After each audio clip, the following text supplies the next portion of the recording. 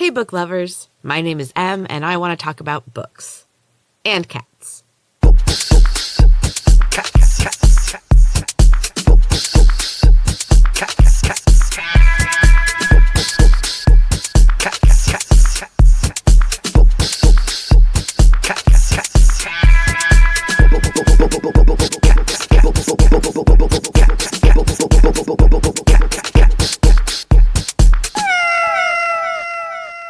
So real quick, if you are enjoying this podcast, please subscribe and leave a rating.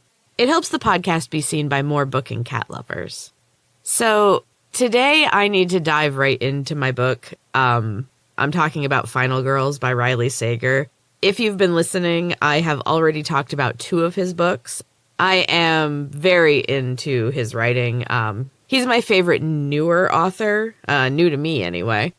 If you've been listening to the podcast, then you know I've already talked about 2 of Riley Sager's books, but honestly, I'm probably going to talk about all of them. I'm covering Final Girls today, and then there's one other book that I have not read yet of his, and I actually already ordered it, and it should be here today. So, that'll be coming soon. Also, you should check out the books.cats.pod Instagram. I recently posted a picture of my to-read shelf, I guess. And it's already out of control. And it's only January. So I'm super excited.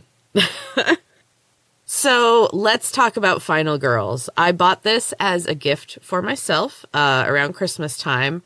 And I just kind of decided that I was going to read everything that Riley Sager wrote because I really liked those 2 other books. The Last Time I Lied and Home Before Dark. They're both excellent.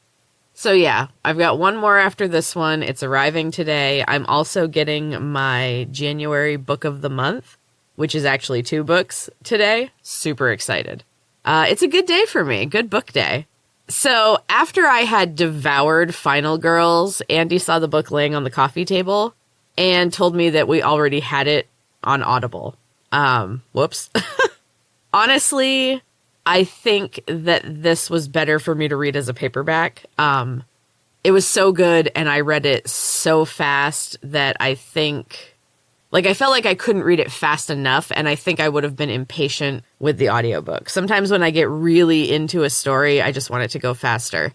And I'm a pretty quick reader, so sometimes I do get impatient with audiobooks. Especially with a really good thriller.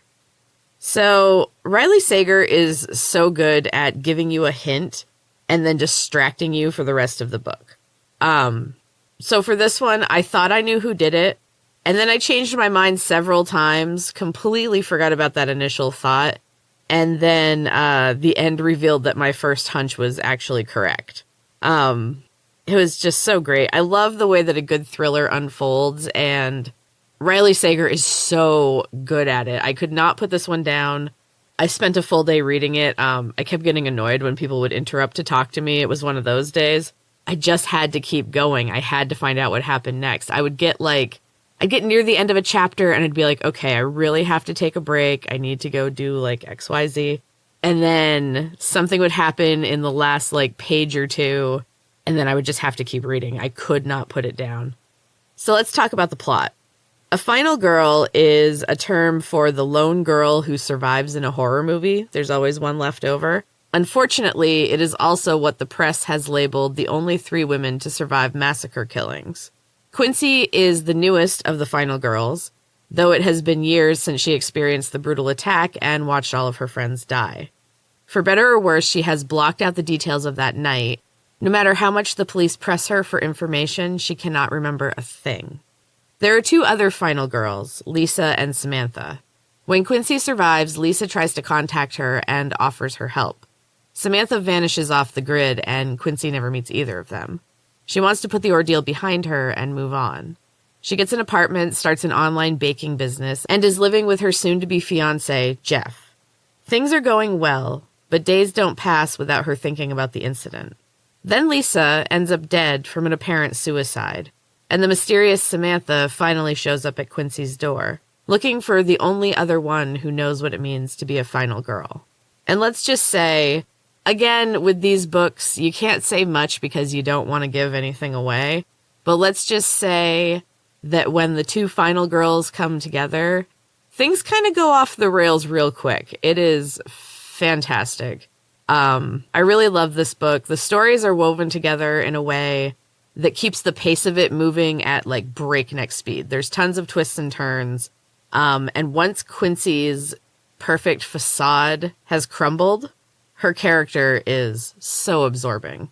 Honestly, I was a little irritated with her at the beginning, and I was like, I don't know if I'm going to like this character, but as soon as she cracked, so interesting.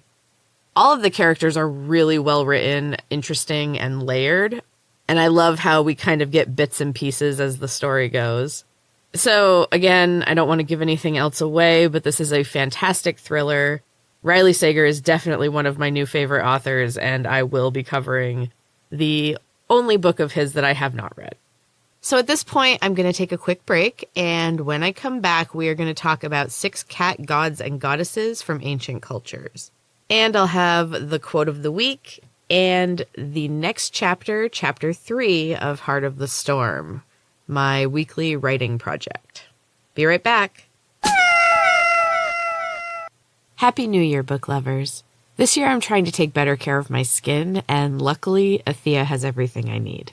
They have some really great deals for the new year. Everything you need to make your skin look fresh and protect it from damage. All of Athea's products use natural ingredients and are cruelty-free. Check them out using the link in the show notes, and you'll be supporting the podcast too, which I would appreciate so much.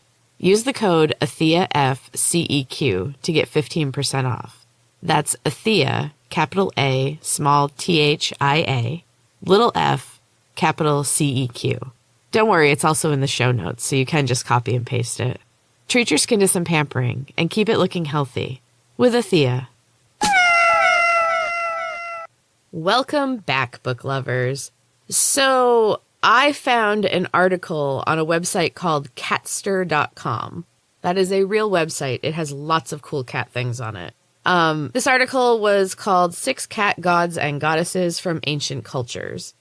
So most people, when they think about cat gods and goddesses, they think about Egyptians. This article covers cat gods and goddesses from other cultures, and for the sake of keeping the list short, it also did not include Native American cultures or folklore. It's amazing to me that cats are really in just absolutely every type of culture, and usually revered. Revered or sometimes feared. So, number 1, we have Freya's cat-driven chariot. The Norse goddess Freya, deity of love, fertility, war, wealth, divination, and magic, rode in a chariot pulled by 2 giant gray cats that was given to her by the god Thor. Farmers left offerings for the cats in order to ensure a good harvest. Number 2, a shape-shifting Peruvian god. Apaic. Definitely not saying that right. A god of the pre-Inca civilization known as the Mohica. Also sorry if I said that wrong.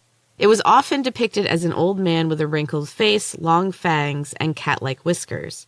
He was said to have evolved from one of the ancient cat gods and to be able to assume the form of a tomcat. That's pretty cool. Number 3, a guardian of Chinese families. A cat god called Li Shao appears in the Chinese Book of Rites. He was worshipped by farmers because he protected the crops from being eaten by rats and mice. That could be why they're revered. Number 4, a Polish protector. In ancient Poland, Owinik, who appeared in the form of a black cat, was worshipped by many farming families because he watched over domestic animals and chased away evil-natured ghosts and mischievous fairies. Like most creatures in Slavonic mythology, they were great until you didn't appreciate them or give them what they needed. Then they did things like make mischief that could have tragic results. That seems pretty cat-like. Number 5, a shape-shifting Greek goddess. Greek mythology tells of how the goddess Hecate assumed the form of a cat in order to escape the monster Typhon. Afterwards, she extended special treatment to all cats. And number 6, a Celtic goddess's aids. Caradwyn, probably saying that wrong, the Welsh goddess of wisdom and the mother of the famous bard Taliesin, was attended by white cats who carried out her orders on Earth. I had a white cat once that was named Tybalt, after Romeo and Juliet because he was the prince of cats. And Tybalt was completely white. He had the prettiest green eyes, but he was completely deaf, to the point where my husband could hold him upside down and he would think he was walking on the ceiling because he just had no equilibrium. Like up and down weren't things to him. He was one of the strangest cats I've ever had. He used to be the strangest, and then I got Edweird and Sassers. They're both kind of strange. Stranger than Tibbs. I love white cats, though. They're so pretty. What's your favorite kind of cat? I do like white. I would have to say that black is definitely my favorite. And then I also like that kind of brown striped tabby cat that Sassers is, too. She's so pretty. And you can see lots of pictures of my cats on the books.cats.pod Instagram. I take a ridiculous amount of pictures of my animals. So now it is time for the quote of the week. This week, I took a quote from the author Terry Pratchett. It was actually in the beginning of the cat article, and I like Terry Pratchett, so this was an easy choice. The quote says, "In ancient times, cats were worshipped as gods. They have not forgotten this." And that is so very true. Every morning, I have to lift my oldest cat up to the food dish. Sometimes I carry him to the food dish. He's super spoiled. But that cat's a ball of love, so I don't mind. So thank you so much for listening, book lovers. I really, really appreciate all of you. If you have any suggestions for books, or if you have funny cat stories or anything you'd like to share, you can send me a message on Instagram, or you can email me books.cats.pod@gmail.com. If you are enjoying the podcast and you haven't subscribed yet, please subscribe and leave a rating. It helps the podcast be seen by other people who might enjoy some books and cats babble. And it helps me out a lot. So I would really, really appreciate it. And as you know, I love me some Book of the Month. If you are interested in checking it out, I have a referral link in the show notes. It's only going to be around for a couple more weeks, so take advantage. And finally, if you stick around after the music, it is time for Chapter 3 of my writing experiment, Heart of the Storm. And until next time, keep reading.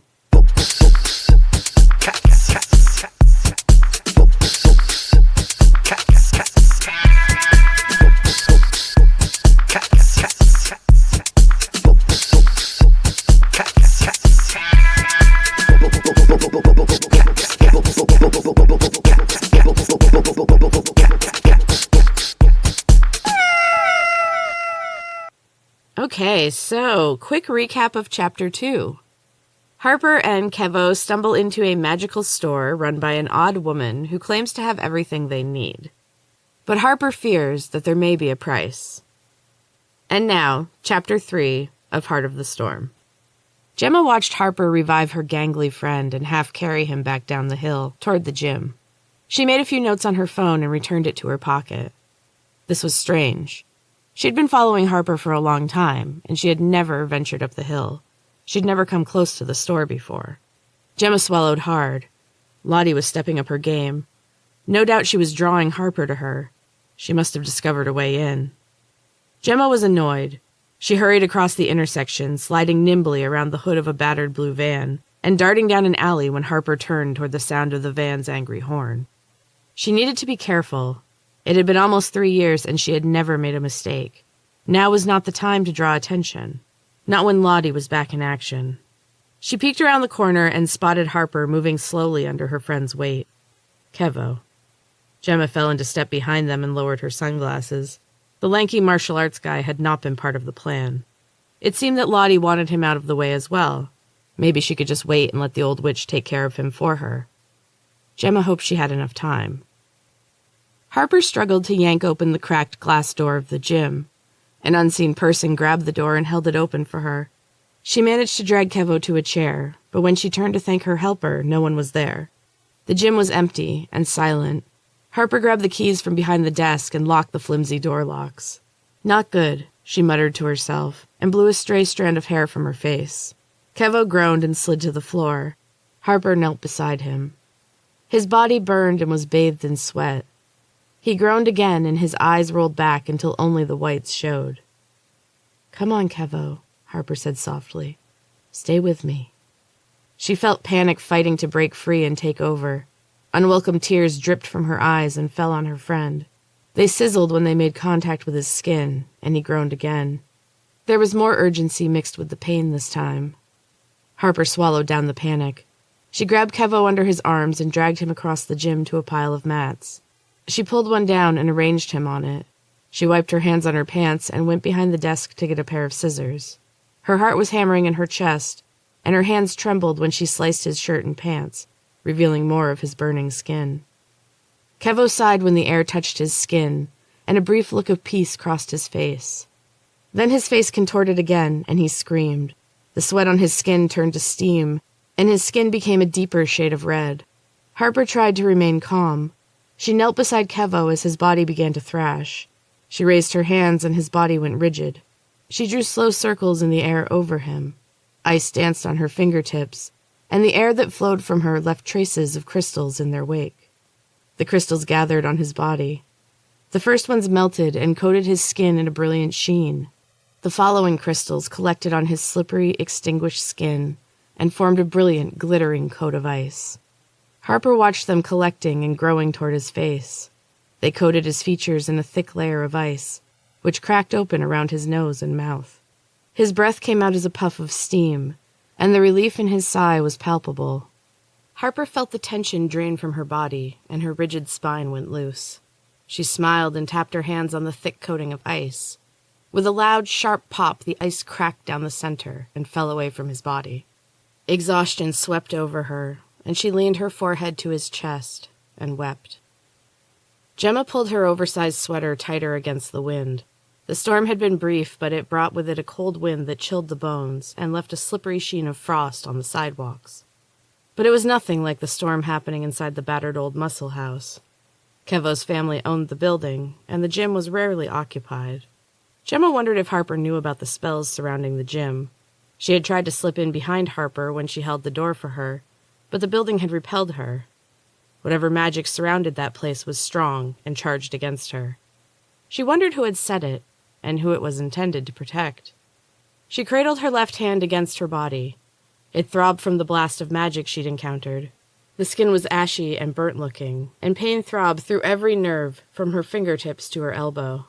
She fumbled with the black leather pack at her waist and produced a silver tube of round white tablets. The smooth coating helped it slide down her throat.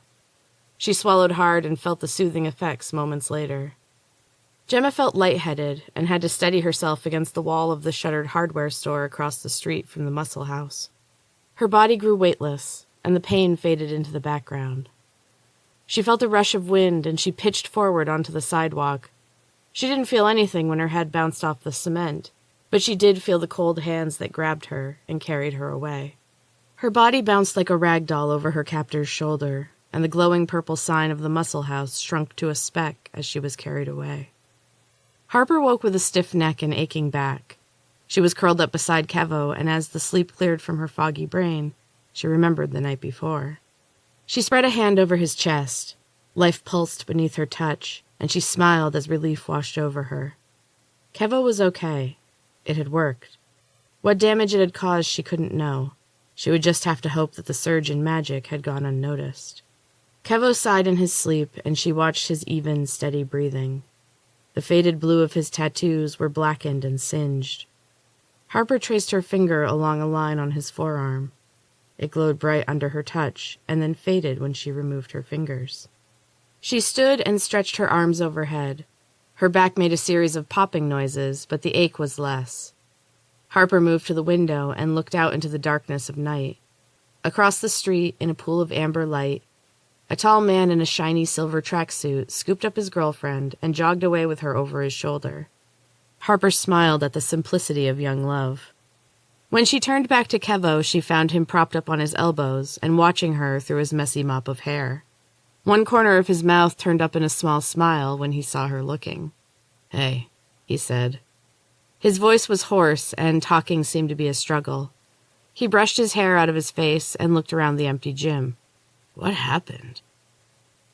And that is the end of Chapter 3, book lovers. I hope you're enjoying this experiment. I am enjoying writing a chapter a week. It's definitely a new experience, and so far so good. I hope you've enjoyed this episode of my Books and Cats podcast, and I will talk to you next time. And until then, keep reading.